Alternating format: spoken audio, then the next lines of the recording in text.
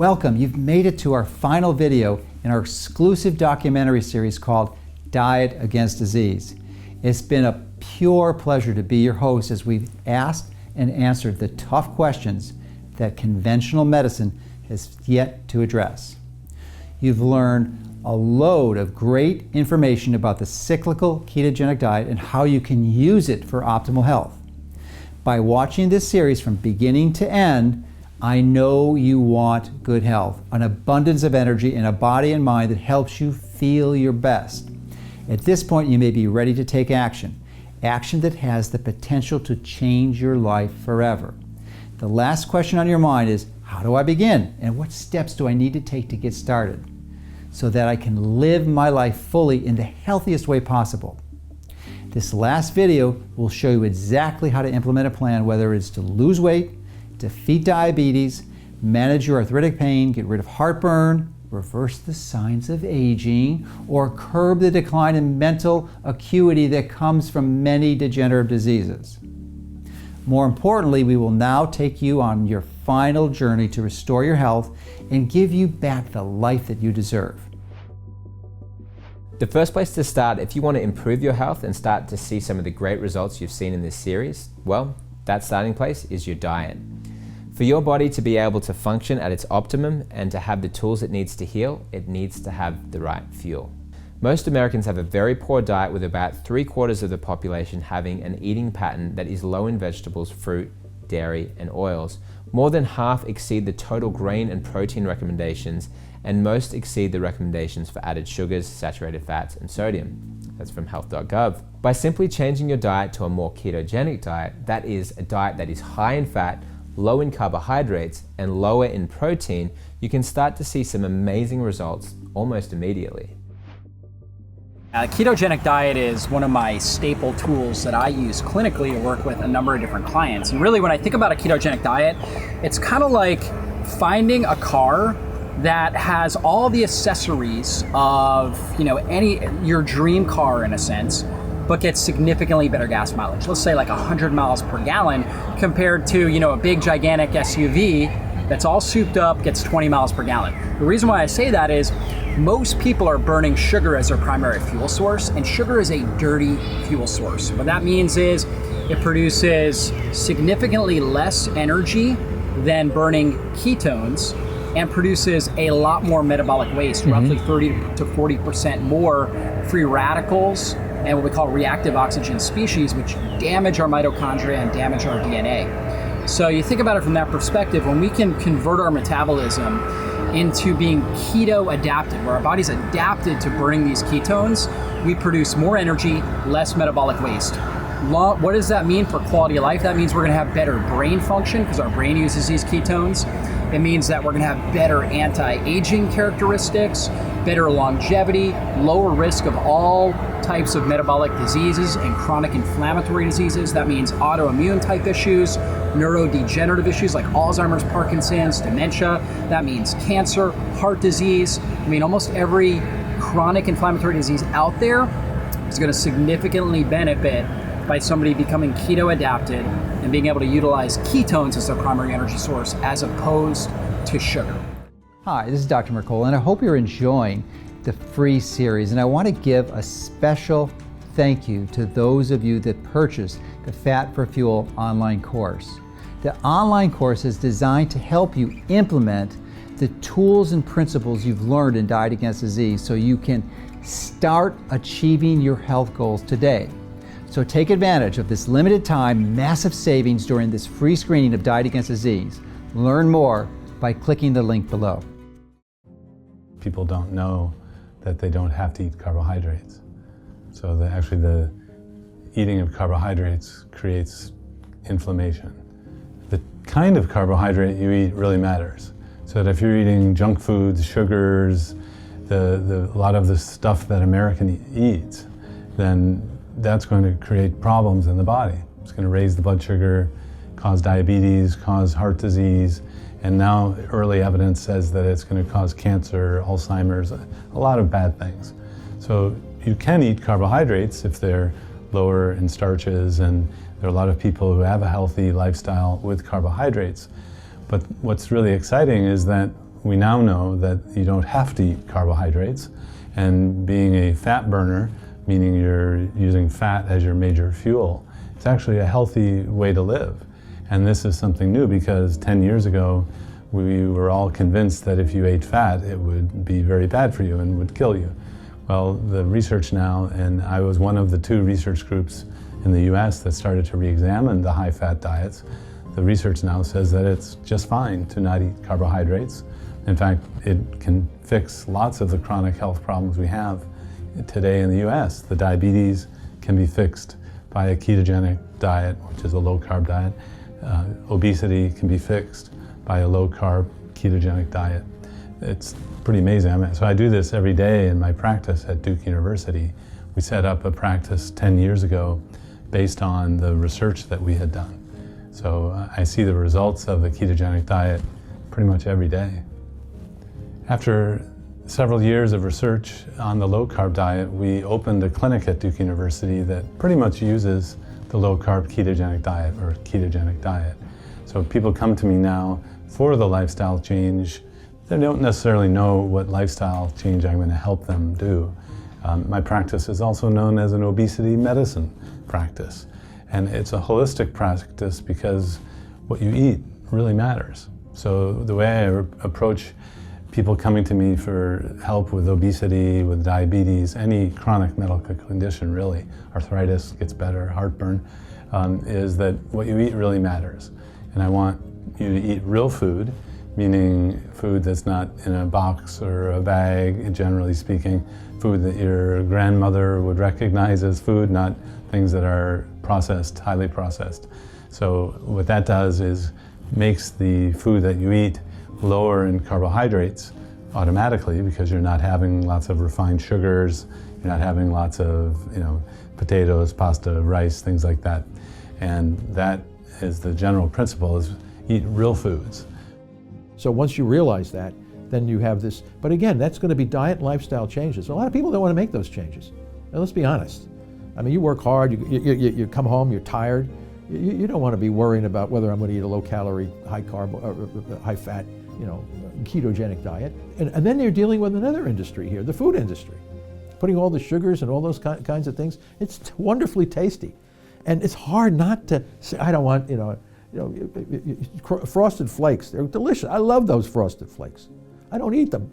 But whenever I have a bowl of Frosted Flakes, I die and went to heaven. I say, this is the greatest stuff in the world. Now, if you don't control yourself and you eat that every day, you're going to have all kinds of problems, right? But that's the beauty of metabolic therapy and nutritional ketosis, is that once your body has transitioned to the point where you're burning fat as your primary fuel, there's this magic that occurs in your brain, and this desire, these cravings are radically suppressed to the point where it's not an exercise in willpower or discipline to refuse those. Because if you're burning carbohydrates as your primary fuel, then it is. But that transition makes it easy. So you just walk away and say, fine, I used to like it, but I don't need it anymore. Before I had kids, I didn't worry much about dying because everything was in front of me. But once I had kids, I felt the weight and the responsibility of that. And I realized that they depended on me, that my family depended on me, and it created a whole new outlook on longevity. I really can't tell you how grateful I am that I grew up eating healthy food as a norm. I think when I was a youngster, we probably had about a bottle of blackstrap molasses per year, and that was our only sugar. Sometimes I get a teaspoon or two on my oatmeal, and that was my big treat of the day. And what happened was that I grew up thinking that kale was sweet. I grew up thinking that brown rice was sweet because those foods were familiar to me. And when I first tasted chocolate cake, it tasted disgusting. It was so intense that it made me gag. And so what I have learned from that is that junk food is a habit, just like healthy food is a habit. And human beings are, for the most part, creatures of habits. When we cultivate healthy habits, they become normal, and we don't actually miss unhealthy ones. So what does this look like for someone trying to implement this on a day-to-day basis? First thing you want to do is to have more fats, not just any kind of fats. So it makes perfect sense to understand that it's not just any fat that you can eat. So we want to help you understand the best fats that you can eat. So toxic fats would be pretty much any extracted vegetable oil and canola oil for a variety of reasons. And they're even worse when you heat them. They form not only trans fat, but these cyclic aldehydes, which just become far more dangerous. So stay away from pretty much any heated or fried vegetable oil. That is, you are just asking for trouble. Obviously, you can stay away from the French fries and the fried foods. That should be a no-no. That is highly damaged fat that will guarantee to cause your metabolism and your health to go south. And these damaged fats will get incorporated into your cell membranes, decrease your body voltage, and limit your body from functioning the way it was designed to. We want to stick with good, healthy fats. We want to remove sugars and grains, anything that elevates our blood sugar. We want to consume good fats, things like avocados, olives, olive oil, coconut oil, all the different coconut products, grass-fed butter, butter from grass-fed cows. These are amazing fats. And we want to have at least one of those in every single meal that we have. Those good fats are going to help stabilize our blood sugar. They're going to help reduce insulin levels, and they're going to help turn your body into fat-burning mood.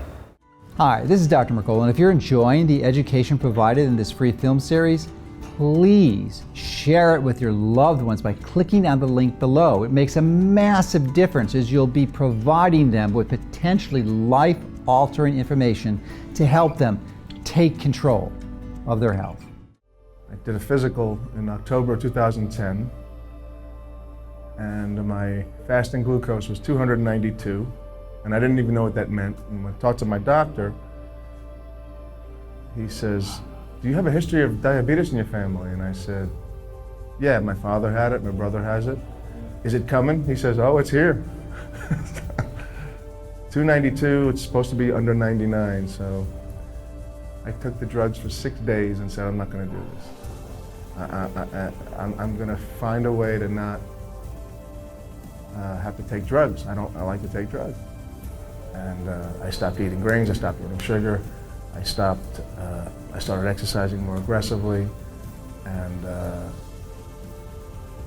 I started keeping spreadsheets of my 4 times a day glucose. I kept track of everything that I ate, how much water I drank, what my exercise was for the day. If I cheated something, I would note that too. And I would check my blood sugar 4 times a day. But there was no denying. I mean, I dropped 50 pounds. I was more agile. I was able to do things I hadn't been able to do before for a long time. Oh, here's another really cool thing.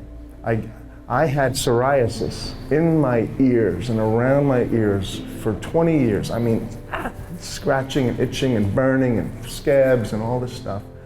But what I noticed was about 8 days after I did that, where's my scabs? Where is it? They're all gone. Wait a second, that might be the gluten. So it's amazing how things I didn't even know that would be healed or fixed or remedied by this change happened. I remember being on the ice sometimes where I thought I couldn't wait for my shift to end. I'd sit on the bench and look at the clock and hope the game was over. My heart, I couldn't breathe, I couldn't move, I was dying, I was out of shape. And that was apparent to my teammates or to my friends I play hockey with.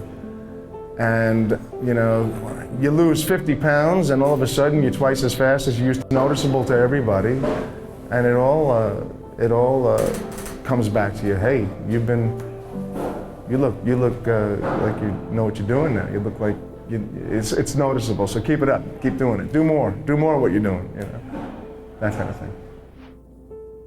This approach does ask you to lower and restrict your carbohydrates. And by carbohydrates, I'm referring to net carbohydrates. And what is a net carbohydrate? Very simple. You look at any nutritional facts information label and there'll be total carbohydrates. And then you look on that same label and you'll look for the amount of fiber, or in a nutrient tracker online that will tell you this information. And you subtract the amount of fiber, which is also carbs, but not digested, by you. It's digested by the bacteria in your gut into short-chain fatty acids, which actually fuel your mitochondria. So you subtract the fiber from the total carbs, and that's your net carbs. And normally you want to keep your net carbs while you're in the transition phase, teaching your body to burn fat as its primary fuel, to under 50 grams. That's sort of the minimum. And some people will have to go under 20 grams per day. You have to be careful with that, so you just play with it. But 50 is the minimum. If you can go under 20, that's even better. About 45 days into being paleo, I went home just to say hi to my mom. And I will never forget, the glass my mom was holding dropped to the floor. Now, it wasn't as dramatic as a actual glass shattering. It was a plastic glass, but it dropped. And that really made me like, what happened? Mom just looked at me and tears in her eyes, said, "You're smiling." Like, not smiling like you smile, but smile like you did when you were a boy. And she was crying. And it was then that I realized, like, wait, I'm not sad anymore. I don't eat gluten at all anymore. And what is absolutely amazing is now that it is completely out of my life, if I am to have the smallest amount of gluten, it knocks me out 100% to where I can't even drive home. I'm asleep at the table 20 minutes. And Do you get tempted to eat it? no, zero, because why? Like, so I can go back in darkness? Like, it is so beautiful to sit here, smile with you, see trees and see color, and know that, like, I feel so, like, why would I rob myself from the greatest gift of being happy and knowing, like, what you probably feel your whole entire life, not just the happiness, but ups and downs of emotions, true humanity of, like, connecting with people because we're supposed to. And you do it when you're happy and you want to give, and you don't want to do any of that connection when you're in a deep, dark cave of pain. The fact that you have the ability to always move forward and get up from being knocked down by that label, at least for me, that's the greatest success, because all of those beat ups, all of those journeys, they now make me the man I'm able to be the partner I'm able to be the father I'm able to be, to really just be the human and community I'm able to be. And without having 30 years of deep darkness, I wouldn't have the empathy and compassion I'm able to have now. Then the second part is that you're going to want to decrease your protein requirement to somewhere about 30 to 60 grams of protein per day. And when I say that, a lot of people get confused and they think, wow, that's only 2 ounces of chicken or beef that I can have, or 2 ounces of eggs. No, what I mean by that is the grams of protein. So you need to convert whatever source of protein you're eating and look it up in a nutrient tracker and identify. Like, for example, an egg would have 7 grams of protein. So, and maybe 3 ounces of beef would have 15 or 20 grams, depending on what you're eating. So you've got to add those all up, and you want to restrict it to 30 to 60 grams a day for most people. And precisely, that's a big range. That's twice as much for some. But the way you determine that is a simple formula where you can sort of guess where you're going to be, or you can do a more precise measurement with either skin fold calipers or DEXA measurements. Whatever you do, and you figure out, guess about how much body fat you are. So if you're 20%, which is a pretty typical one, then you would multiply the converse of that. So if it's 20%, that would be 20% fat, and you'd be 80% lean. So it's your lean body mass is what you're looking to find out. And then once you figure that out, it's usually a 0.5 gram of protein for every pound of lean body mass, or a gram per kilogram. Dr. Mercola has a famous smoothie that, well, I mean, this thing has all the key building blocks, and it's incredibly nutritious. He's going to share with us exactly what you get out of this delicious and nutritious meal. I'm looking forward to tasting it myself. I hear it's great, so let's see. Basically, these are seeds that are full of protein and fat, healthy fat, and a little fiber. So these are, I use about a tablespoon of this, and I alternate between sesame, so I'm going to put some sesame in there. Normally, because I'm shooting the video, I would put the sesame and flax seeds, and I would do this, soak them overnight, but we're not going to be soaking overnight today. So that would be ideal because it allows the seeds to germinate, get some of the phytic acids. So, And that's just with the flax and the sesame seeds. and then I also use black cumin. And then This you is could black soak. sesame, and this is black cumin, and then pumpkin seeds. So I alternate between these two. And these are all these four. You could soak these. Yes, and then we've got chia seeds, which are really another good source of fiber and omega-3 fats, specifically the ALA. So put that in there. So I'll do 2 of these. Yep. 2 of these organic. So this is actually what it is. It is what it says on the label. Yeah. It's organic greens that we sell on our site. Excellent. So it's a good source of getting more vegetable diversity. 2 of them for this one. 2. This is my form of calcium. How do I get the calcium? The eggshells. I dry the eggshells and then I grind them real hard. So You're kidding me. No, that's ground up eggshells. That's what it is. That's calcium, and it has a lot of other nutrients in there too. It's almost there, but not quite yet. So we're going to take a knife, and this is a beet. I had the other half on my earlier smoothing before I worked the workout. We're going to cut the beet up. It doesn't have to be cut up too fine because that blender is really powerful. So we just throw this in here. Mm-hmm. And then I'm going to use some MCT oil. So we're still not finished here. We're getting close.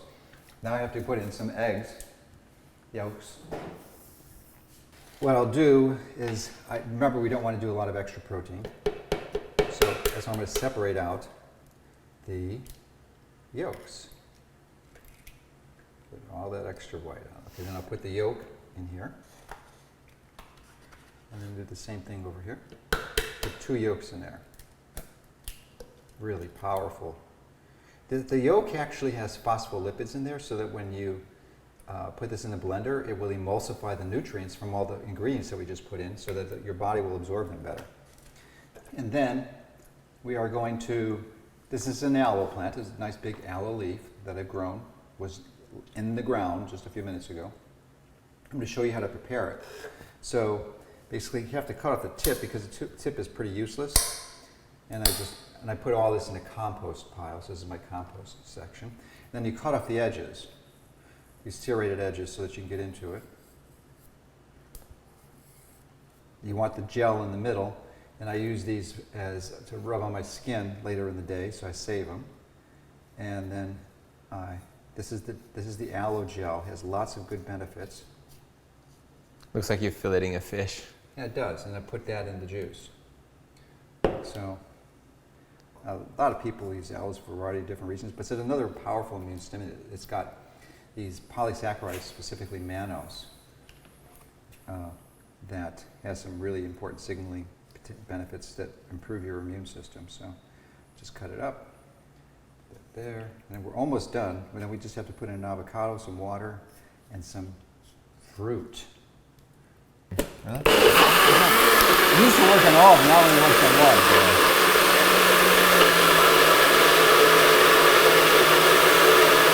All right, so cheers. Here we go. Cheers. Thank you.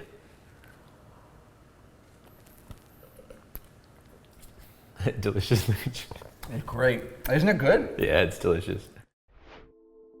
Organic. Remember organic, because if it's not organic, there's a high likelihood it's going to be contaminated with an herbicide that can easily be a mitochondrial poison for you. So I would strongly encourage you to consider eating mostly organic. Now, if you're on a tight budget, you can go to sites that have lists of like the cleanest vegetables and the ones that are less likely to cause problems if they're non-organic, and then you can use them. Those avocados would be a good one. They typically don't need to be organic because they have very thick skins.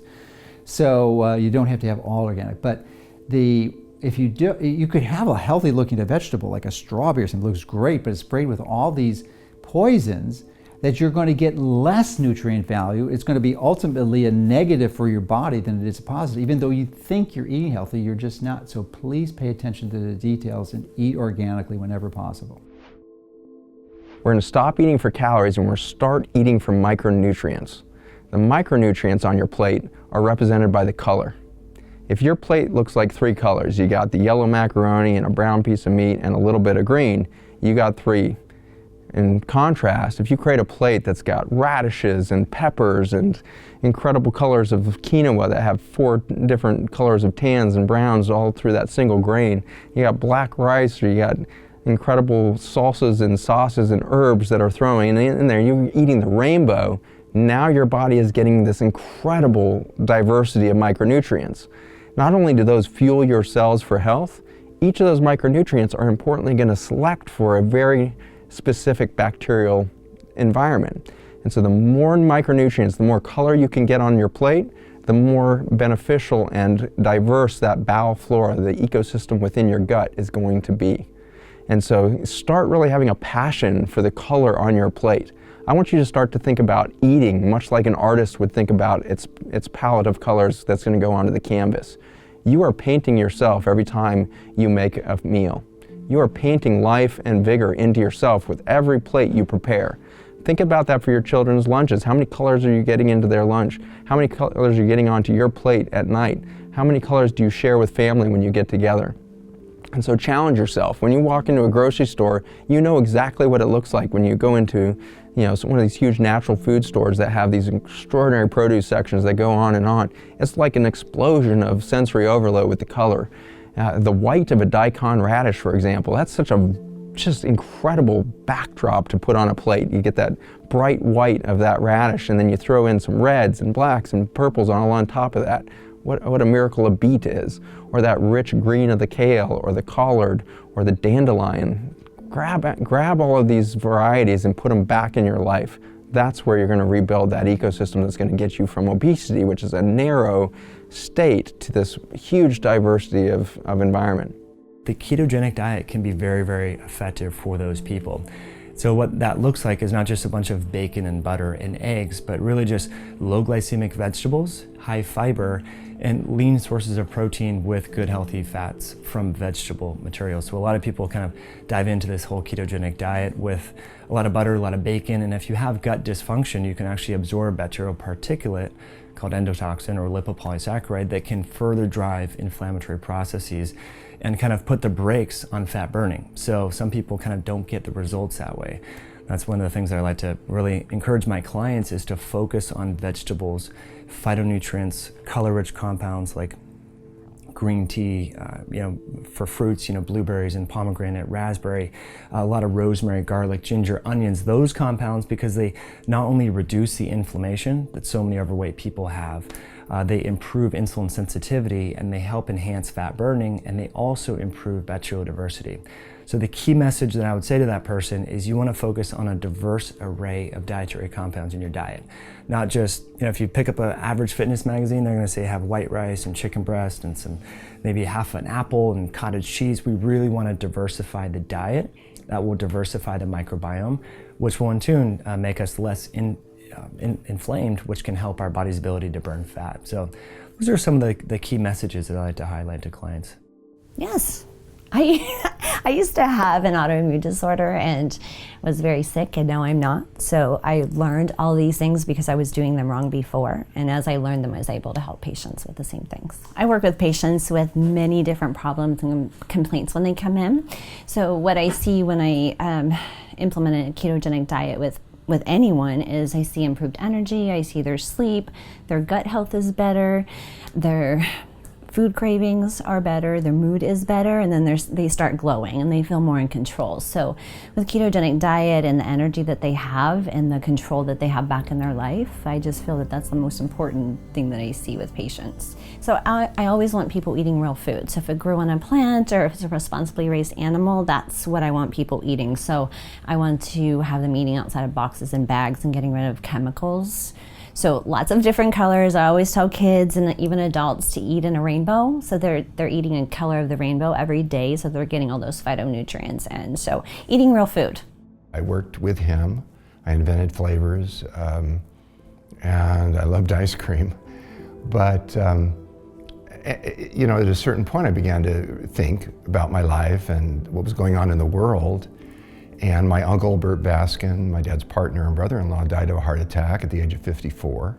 And he was a very big guy who ate a lot of ice cream. And I asked my dad, do you think there could be a connection between his fatal heart attack and the amount of ice cream he would eat. And my father looked at me and said, "Oh, no, don't ever ask that question. His ticker just got tired and stopped working. End of story." And I realized my dad couldn't even consider the possibility that there might be a connection. Because by that time, he had manufactured and sold more ice cream than any human being who'd ever lived on this planet. He didn't want to think the family product was hurting anybody. He couldn't bear that thought.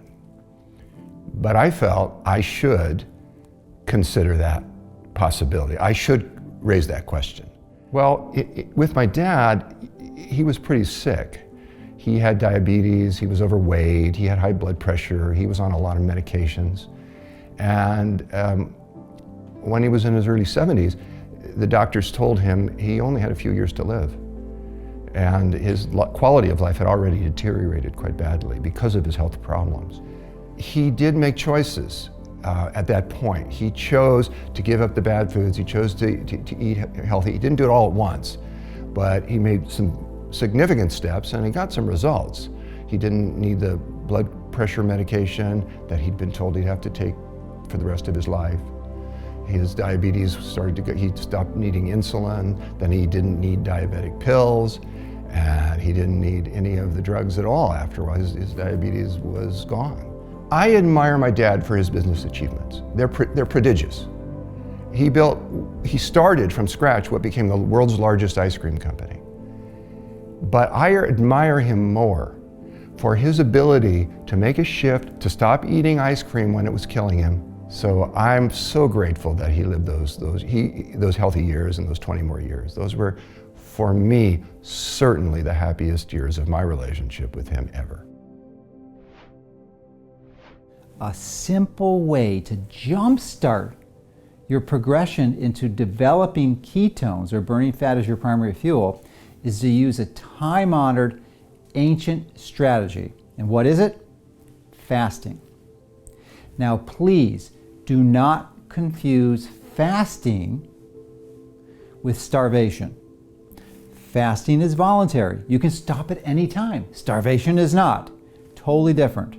But they have profound metabolic benefits. So when your body is you measure it and your body's finally able to create ketones, then you can go into what we call feast famine cycling. And you're able to replicate what our nutritional patterns were when our ancient ancestors were around. Because you think about it, our ancestors never had access to food 24/7. They simply didn't. They would feast and when the food was there, or they had a hunt or a harvest, and that would be great. But then there would be times, days, maybe even weeks, where they wouldn't have access to much food. And as a result of that, we've developed the metabolic machinery, the metabolic flexibility, which you're seeking to achieve, to switch between using glucose as a fuel and fat as a fuel. Yeah, it makes complete sense to me. So the way Dr. Mercola teaches it really has to go into ancestral health. So you think about our ancestors, they didn't have refrigerators and pantries. So they would have times of famine where they would fast, sometimes for a day, sometimes for multiple days, even weeks at a time.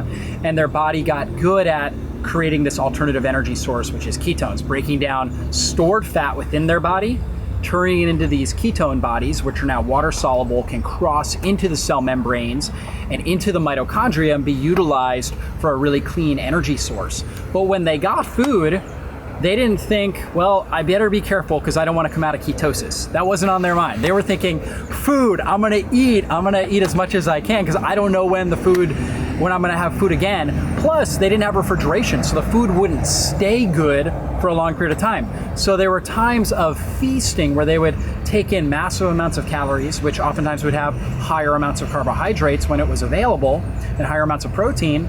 And there were times of famine where they would go days on end without food. So to me, it makes complete sense. It's important to know that it's just not a one-time fast. And the fast can range anywhere from a day, 2 days, 3 days, 5 days to 7 days. And you could go longer, but usually it's not necessary. And in fact, it's probably more powerful to do the fast than then go back and eat some food and then do that in cycles.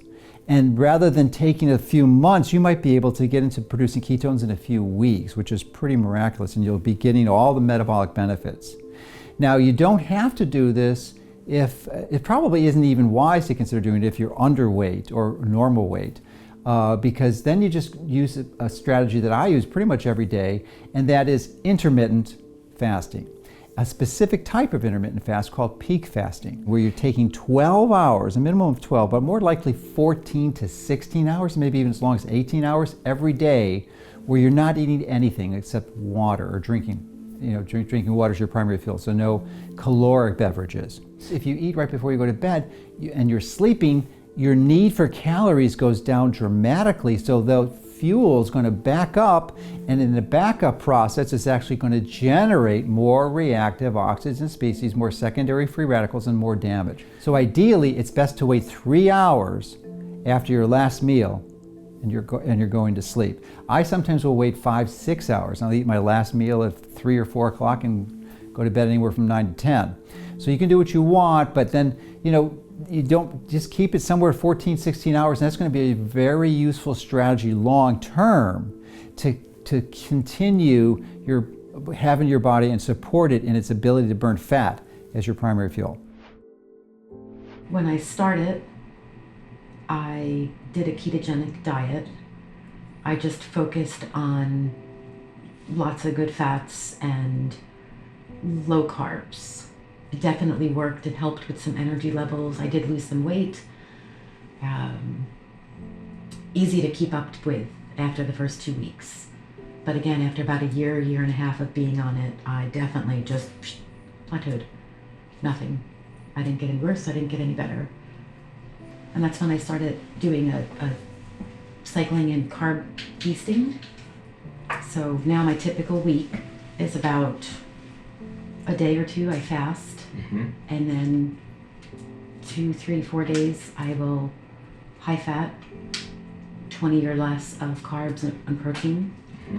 And on my big carb days, 100-ish of good carbs, I decrease my fat and I'll go up to maybe 50 protein. And that's working for me. It actually gave me enough energy where I can start working out again. Diet, both how and when you eat, is so important. But it's not the only element of a healthy, healing lifestyle. As you just heard from Gina, once she got her life under control through diet, she was able to get to the point where she could start working out again. And that's the next crucial part of a healthy lifestyle. I focus on nutrition and diet because in my world of treating people who are very sick, they can't exercise. So I guess it goes without saying, exercise of course is important, but it's not as important as diet if I'm trying to treat someone who has a lot of problems. For example, someone may come to me overweight or obese, weighing 400 pounds, they have no exercise ability, they have no energy. And so I explain to them that the diet is the most important thing. I use a ketogenic diet as my therapy.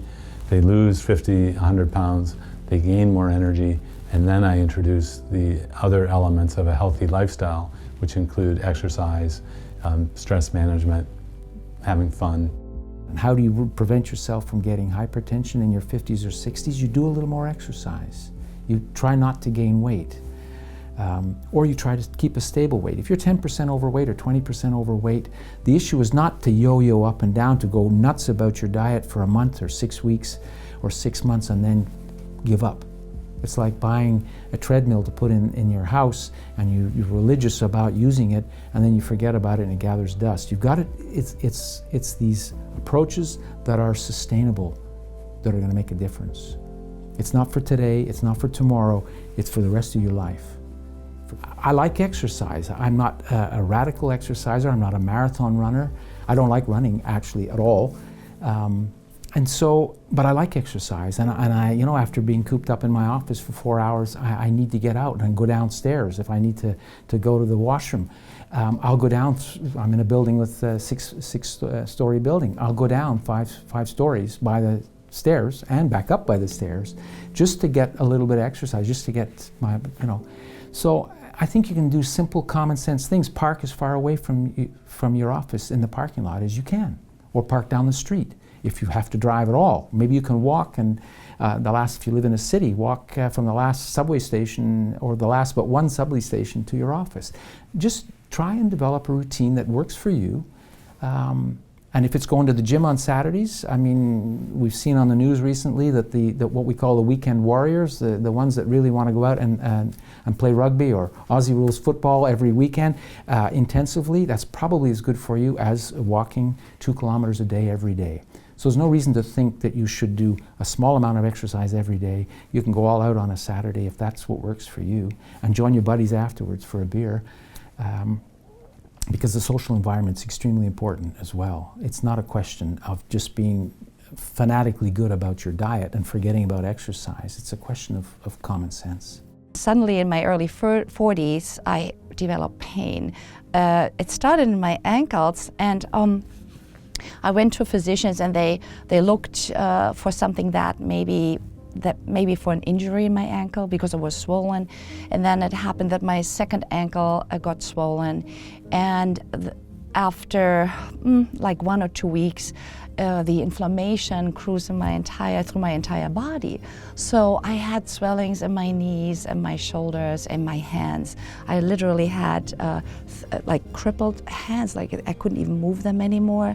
So I counted at some point, I had 22 inflamed joints, so with swelling. And so I went to rheumatologists. The diagnosis was rheumatoid arthritis. It was a shock for me. I was 42, and then rheumatoid arthritis, and some of the rheumatologists said I would end up in a wheelchair.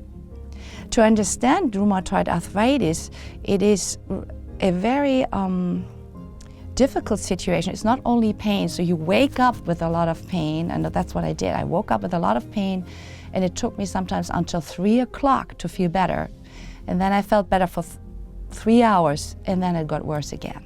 So it's a very difficult pain situation in the entire body. And to get relief, it was such a wonderful feeling. I felt like, oh, this really helps.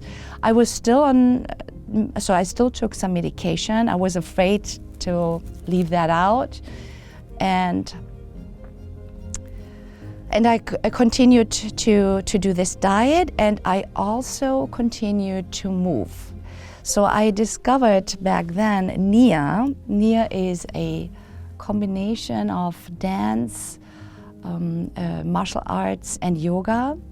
And I told the teacher, I said, I'm coming here with my big shoes because I had inflamed balls of the feet and inflamed ankles. I said, I will come here with my rocking shoes. They were really big and huge, and please, that's how I look, and I don't care, but I want to have some fun. And so actually NIA was part of my healing journey as well, because I had so much fun. So we were dancing, and movement and dance made me forget the pain.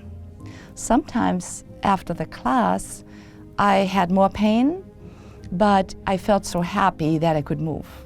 Even with restricted, I couldn't do everything, but I was within this class, and it felt good. And everyone was very supportive, and everyone said, that it is great that I was doing this. So that was another very important part of my healing journey. Because I'm active, I'm moving. See, the movement becomes the basis of everything. See, I believe that people, when they are constantly going to gyms, that means I only move when I go to gym. If I'm not at the gym, I don't move, because they get trained that way. But when we start to move outside of the gyms, and we start to move and we have fun doing activities that involve movement, now we get to have more opportunity to move around, and we start to move more often. We enjoy it, and we move in longer durations, and we don't want to eat as much stuff that makes us uncomfortable when we move. See, if somebody's not moving, then it doesn't matter what they're eating. If they can eat a whole bunch, if I'm just laying around, I'm just kind of chilling, it doesn't matter if I eat healthy or unhealthy, I don't feel the difference, right? But if I'm moving and I eat a whole bunch of stuff that isn't good for me, I feel it. You feel it in your stomach, So if moving becomes what people like to do and they get used to doing so, doesn't matter what it is, then automatically they're going to want to eat better. because they don't want to feel uncomfortable when they move. So they can move by doing exercises like what I do. They can move by going hiking. They can move by going riding a bike. It doesn't matter. Any movement, if you feed your body food that is not good, you will feel it in the body. And you're not gonna want to do that. So movement becomes the basis. Another aspect of a healthy lifestyle is fresh air and the connection to the natural environment. What we are learning is that these two things are vital for keeping our guts healthy and the macro environment of bacteria that live in our guts healthy also. If your health is starting to fail, think about where is your macro ecosystem and what is it looking like? Because if you can really push that, if you can push diversity in your macro environment, you're going to mimic that at the micro environment. And so if your day involves getting up out of bed and you're in an air-conditioned house, and then you go into your garage and get into an air-conditioned car and you drive to work and you live in or you work in an air-conditioned building, and then you go home through the same pathway, you're like in this little sterile bubble moving around in this tiny non-existent ecosystem. It's going to be very challenging for you to repopulate. So I'll have my patients go up to the Appalachian Trail, which is a few miles from where we live, and hike the system. They'll be back in the woods. They'll be seeing fungi and molds and all of this. And then they are up in the waterfalls where you're getting very unique bacterial populations in the waterfalls. Then I have them go out to Virginia Beach, spend some time on the beach, breathe. The very fascinating thing about repopulating the microbiome on your body is you don't need to eat it. We think of fermented foods and probiotics and all this, but the reality is every time you breathe, you're bringing in all these microflora into your nasal passages, up into the big bronchi, airways, and all of that becomes the biome of your gut. And so very fast repopulation just through breathing your environment and getting into those ecosystems.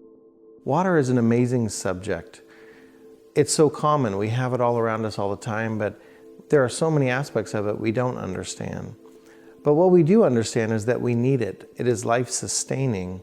It is what we need to hydrate our bodies. It is our filtration system that removes the toxins from our foods, from our chemicals, from our bodies, and we eliminate them out through normal elimination pathways.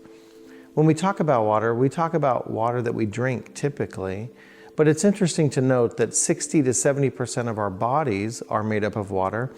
That's the same for the earth. The body of the earth is also 60 to 70% of water. So interesting correlation. Dr. Batman-Gellage years ago wrote a book called Your Body's Many Cries for Water. And in that book, one of his famous quotes is, "You are not sick, you are thirsty." So it speaks to the fact that chronic dehydration is an issue. The last study that was done from Harvard showed that of the 4,000 individuals aged 6 to 19, 54.5% of them were chronically dehydrated. That's a major issue because chronic dehydration lowers energy levels, metabolic rate. It impacts the immune system. When we don't have proper hydration in our body, most all of our systems fail. And the body is amazing. It starts prioritizing where water goes in the body for the most critical function, like brain, heart, neurologic system. And hey, digestion, we can push that to the side, right? Because it's not so important. The brain and heart is far more important, far more critical. So Dr. Batman-Gellage was in prison in Iran as a political prisoner, and he had 3,000 other individuals in there. So he had a wonderful test study case with 3,000 individuals that weren't going anywhere, that he could mandate and understand their diet, understand what they were doing, understand exercise, all these things. He was able to use water to show or to demonstrate every single function it has in the body. He was able to show all the way down to a cellular level what even 1% dehydration can do on a cellular level from an impact of energy and metabolic rate or our ability to function effectively. But he went into digestion, he went into joints and showed how joints are actually pumped up by water. And that's how they get their stability, is by having water in them. So when we are chronically dehydrated, our body does not function appropriately, and it definitely does not function at efficiency. So we're behind the 8 ball when we're dehydrated. We're not giving our body the most important tool that should make up 60 to 70% of it, we're starving our body from that water and the ability to function at its best. So something as simple as being chronically dehydrated can lower the amount of moisture that our body allows to be in our breath, and therefore lower the ability to filter things out of our lungs. And it leads to asthma and other breathing issues. So something as simple as having each other, especially children, being properly hydrated, causing them to drink water on a regular basis, can undo asthma or respiratory issues. It's an amazing thought, but it happens so many times. So drink to your health and drink water. Don't replace water with juices and other drinks that are full of sugar, full of salt, and are dehydrating to the body. This is critical to your health. So many people are dehydrated that they mistake the body's demand for water as hunger pains. So 37% of individuals make the mistake of thinking they're hungry, but really it's the body wanting water. So instead of drinking water, they eat food. And yes, there might be a little bit of moisture in the food, but then the body wants more and more because it's really needing water, not food. And so it leads to overeating. It leads to eating late at night because you're sitting watching television or you're sitting in the home and the body needs moisture to digest the food that you ate at dinner. So the body's asking for water, but it's mistakenly thought of as hunger, that you're still hungry. So here come the chips, here come the other things that in the evening shouldn't be consumed, but it's because the body really needs moisture or hydration. So these are the kind of things we want to pay attention to. Drink water and drink a lot of water. People ask, how much water should I drink on a regular basis? If you take your body weight and divide it in half, that's the number of ounces you should drink per day of water. And make sure that you find water that tastes good to you. If you want to drink water, then have it taste good to you. And I'm not talking about sugar water. I'm not talking about energy drinks that are calling themselves water, but it's raspberry flavored water. I'm saying make sure you get a filtration system that removes the things out of water that make it taste undesirable for you. Because water shouldn't have a taste. The only taste in water is if there's things in the water that shouldn't be in the water. As we focus on returning to more natural patterns of eating, drinking, and exercising, it's important to also remove any of the unnatural chemicals that we find all around us these days. These toxins are hindering our bodies from functioning at their peak. One area that not a lot of people look at to find sources is parts of your environment you've been exposed to that may have been incorporated into your body or that may be coming into your body as we speak. That's environmental toxins. And when I say environmental toxins, I mean chemicals and toxic metals like lead and mercury and cadmium. And most of us think we live a healthy lifestyle, but believe it or not, every moment of every day, we're being inundated by chemicals that our liver and kidney have to process, just like the medicines we take, just like the food we eat. They have to be filtered through and gotten rid of. Well, if too much is coming in, you can't actually get rid of them, and your body tries to find places to stick those chemicals and those metals so they won't do too much damage. And part of putting on weight is often a protective response to that inundation of chemicals and metals. It needs to secure them somewhere so they're not going to disrupt the processes that we really need. And once they get into fat cells, or once they get deposited into bone or deposited into the liver and the kidneys, they're a lot harder to get rid of. So in my practice, I help people figure out where are those exposures coming from, test to see if they're actually getting into the body, and then how can we remove them to free up your body to start dumping the things that have built up.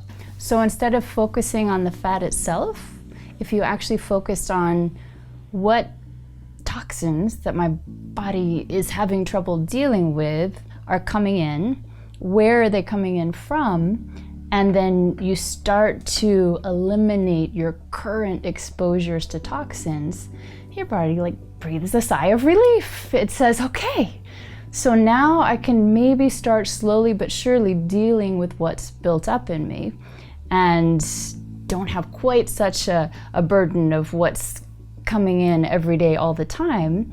And then it can start to slowly but surely release some of the chemicals and metals that have built up, and the weight can actually start to dissolve.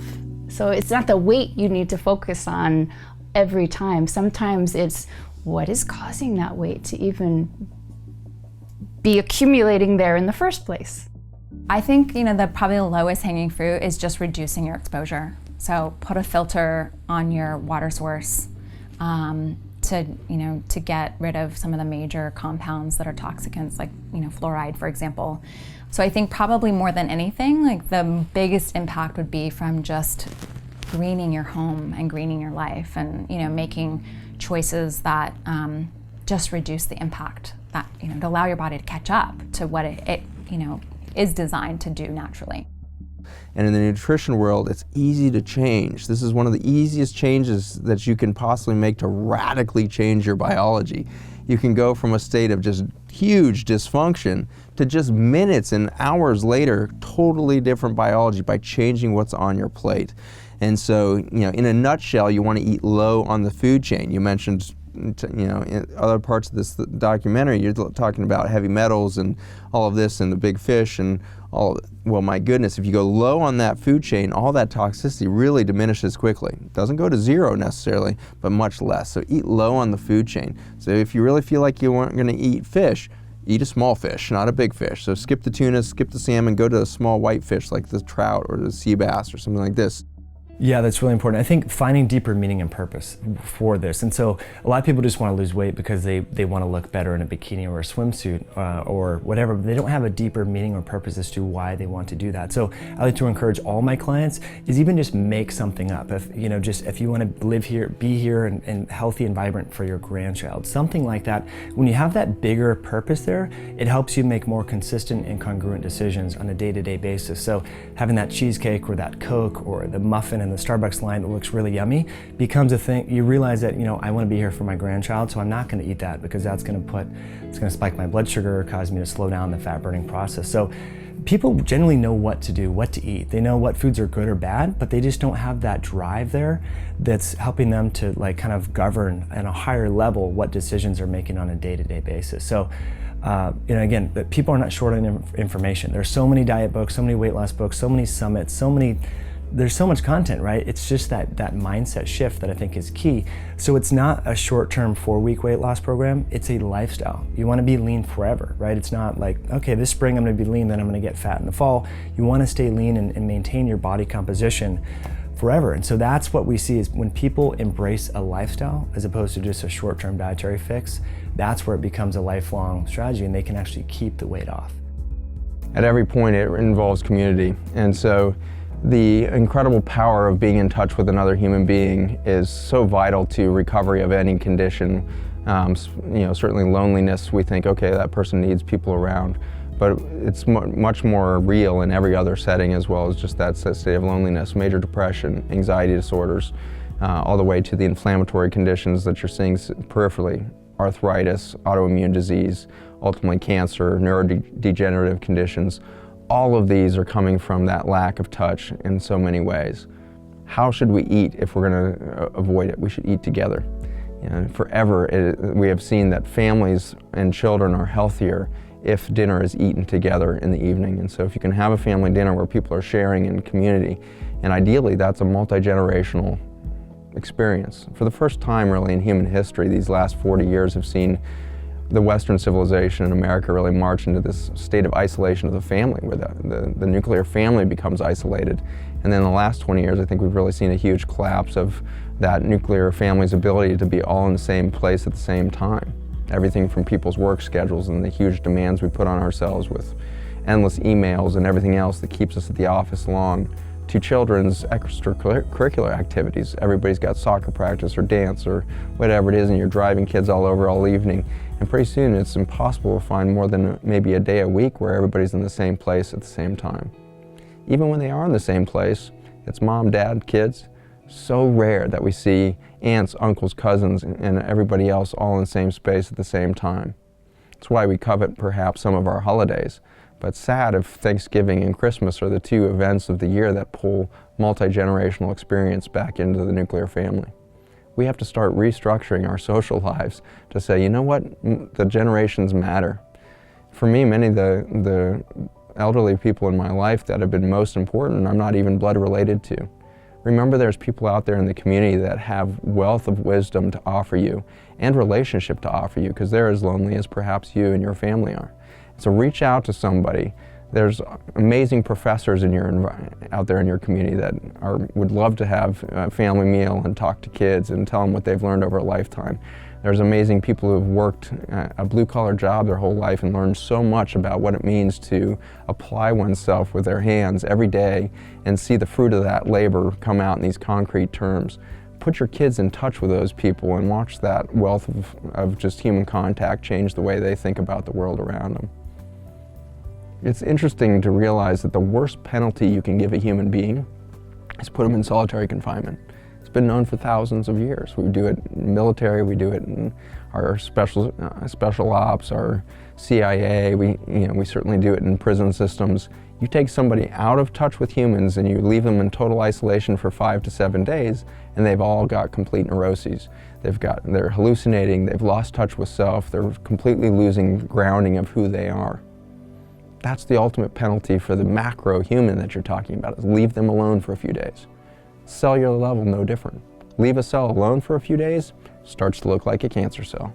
Yeah, so the isolation of the cell, similar to the isolation of the human being, is a context that is one of re-establishing communication across telephone lines or through these fiber optic cables in the cell environment. We call this the extracellular matrix, these huge cable systems of communication that run between one cell to the other. Those guys are taken care of by the bacteria and the fungi. And so we see this incredibly beautiful, almost fractal-like experience where if it's true down at the cell level, it's true at the macro level, and vice versa. Isolate somebody at the macro level, their microsystem is going to decay. And so we can change biology in an instant by changing the environment around a human being. And that's why I think our clinics is successful. It doesn't come down to one supplement or one cool technology or one thing that I tell my patients. We hold space. We hold space for you. We hold space for everybody. And I'd say that's what every single clinic in the world that's successful does. Come into this space, be safe, get educated, and make yourself the priority every day. The healing never comes from the doctor. The healing always comes from the patient. And that healing process is so inspirational, not just for the doctors that get to witness it, but for every other person that will walk into those or witness those in the community. So when I first hurt my back, I got really depressed and I couldn't lift weights like I wanted to. And it was actually the most depressed I've ever been in my life. I remember just laying on my college floor, no joke, and I didn't move that whole day. I wasn't getting solutions. And so this manifested in so many weird ways, depression and everything else. So pain has this weird ability to fire regions of the brain that can really demotivate you and cause a disability of sorts. So I realized the onus was on me to figure out what the solution was, because I went to a physical therapist, they didn't really have any answers. I went to a chiropractor, and the chiropractor I saw just left me on the table and literally just forgot about me after the decompression machine. So that was a bad experience for me. So I just realized that the onus was on me. And then that's when I got into it was one of the precipitating factors that got me into functional medicine, was to figure out natural ways just to reduce the inflammatory response in my body and to really strengthen my core and to work on more functional exercises. Every day I wake up, I'm just grateful for the opportunities, grateful to wake up. And that's just like an old chapter in my life. I don't even think about that anymore. But I've also worked on myself, not only just physical being, but mental, emotional, and kind of spirituality, and really meditating more. And so I think that all comes to part of it too, because pain, I think these neurological pathways that wire together that are associated with depression and loss of focus and loss of ambition. So if we can retrain kind of the whole brain through meditation and spiritual-based practice and being more grateful. And so I look at that point in my life of pain being more of like a lesson that you know, I wasn't doing the right things, and it actually I would never kind of take it back as where it was, because it, you know, took me away from lifting weights like I used to do, but it got me into other things, and I wouldn't have ever found yoga and now meditation because of it. So I'm not saying that everyone should go through pain at all, but I think if we look at these experiences in our life, you know, that can be perceived as really negative and down and so forth, and look at them as like learning opportunities to grow from, as opposed to just always focusing on the negative, we can really garner a lot of like health and transformational benefits from that. And so it's so cool that the most basic things in life, drinking, keeping hydrated, eating the food, and moving, those three pieces actually create the communication network. It's just a really easy take care of self model that once done, it makes sure that nobody gets lonely. And I see this happen all the time. We've got great examples of patients in this documentary right here. Once they start to heal, once they're taking care of themselves and they're doing those simple things, cell communication reestablished, disease disappears, what do? They immediately start communicating with their environment. They're out in the community, they're changing their community, they're changing their lives. What I want you to know is that you're not supposed to feel bad. You're not supposed to be tired. You're supposed to be able to sleep. You're supposed to be able to wake up with energy, to make it through your day, to feel in control, to feel healthy, to feel vibrant. If that's not you, you need to take some steps to learn how to restore that. Tomorrow is not the day to start. Today is the day to start. You know this, you've wanted it, you need it. What are you waiting for?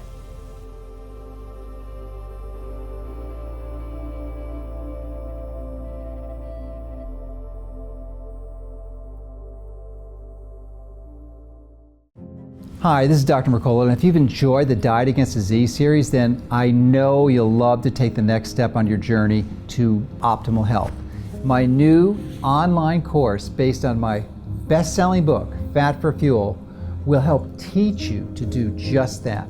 You'll learn how you can help implement the things you've seen in Diet Against Disease series, like the cyclical ketogenic diet, removing toxins from your life, and restoring your microbiome, and so much more.